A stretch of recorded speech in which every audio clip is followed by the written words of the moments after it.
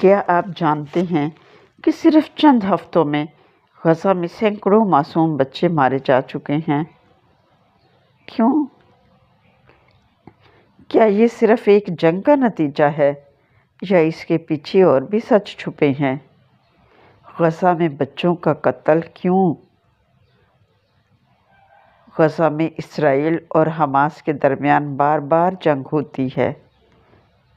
جب بمباری ہوتی ہے تو اسکولوں، گھروں اور ہسپتالوں میں چھپے بچے بھی مارے جاتے ہیں۔ بچوں کے لیے کوئی جنگ نہیں، صرف موت۔ حماس پر الزام ہے کہ وہ رہائشی علاقوں میں اسلحہ رکھتی ہے۔ جب ان جگہوں کو نشانہ بنایا جاتا ہے تو آس پاس کے معصوم بچے مارے جاتے ہیں۔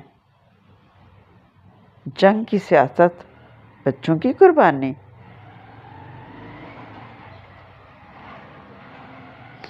غزہ کے بچے کہاں جائیں؟ نہ کوئی شیلٹر، نہ کوئی محفوظ زون۔ جب آسمان سے موت برستی ہے، زمین پر چیخیں سنائی دیتی ہیں، پناہ کہاں ہے؟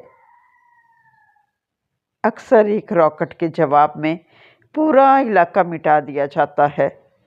یہ انصاف ہے یا طاقت کا وحشیانہ مظاہرہ؟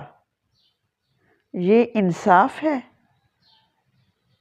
غزہ میں ہسپتال کمزور، دوائیں نایاب، پانی آلودہ، اور جب جنگ ہوتی ہے بچوں کے بچنے کا کوئی راستہ نہیں ہوتا۔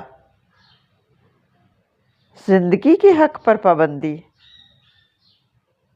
دنیا صرف دیکھتی ہے، تھوڑا بولتی ہے اور پھر خاموش ہو جاتی ہے، مگر بچوں کی لاشیں چیخ چیخ کر سوال کرتی ہیں۔